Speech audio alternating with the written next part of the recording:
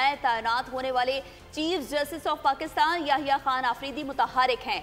अदालती स्टाफ को ब्रीफिंग के लिए बुला लिया। सुप्रीम कोर्ट के मुख्तलिफ विंग्स के सरबराहान ने नए तैनात चीफ जस्टिस को अदालती उमूर पर ब्रीफिंग दी।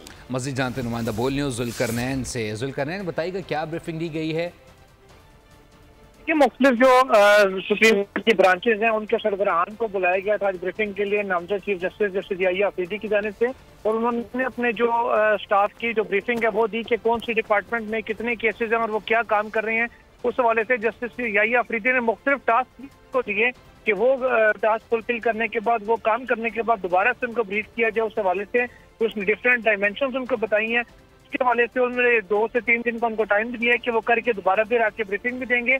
तो ये पहली ब्रीफिंग है जस्टिस याहिया आफरीदी की जानिब से आज नोटिफिकेशन होने के बाद जो उन्होंने ली है। इसके अलावा अटॉर्नी जनरल ऑफ पाकिस्तान की भी नामजद चीफ जस्टिस से मुलाकात हो चुकी है, जिसमें उन्होंने ना सिर्फ मुबारकबाद दी बल्कि मुख्तलिफ अदालती उमूर के ऊपर भी तबादला ख्याल किया।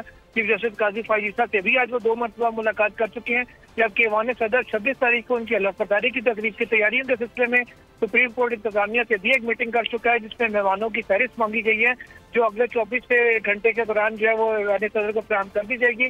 और चीफ जस्टिस ने अपने अहदे का हलफ उठाने से पहले और चार्ज संभालने से पहले ही जो मामलात हैं उनके ऊपर ब्रीफिंग लेना शुरू कर दी है, और लगता है ऐसे यही है कि वो एक दिन भी इंतजार नहीं करेंगे या ज़ाया नहीं करेंगे अपना अहदा संभालने के बाद डायरेक्ट काम शुरू करके जो अपना उनके माइंड में जो पॉलिसी है उसको नाफिज करना शुरू करेंगे।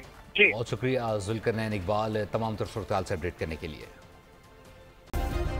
सब्सक्राइब करें और बेल दबाएं ताकि कोई खबर रह न जाए।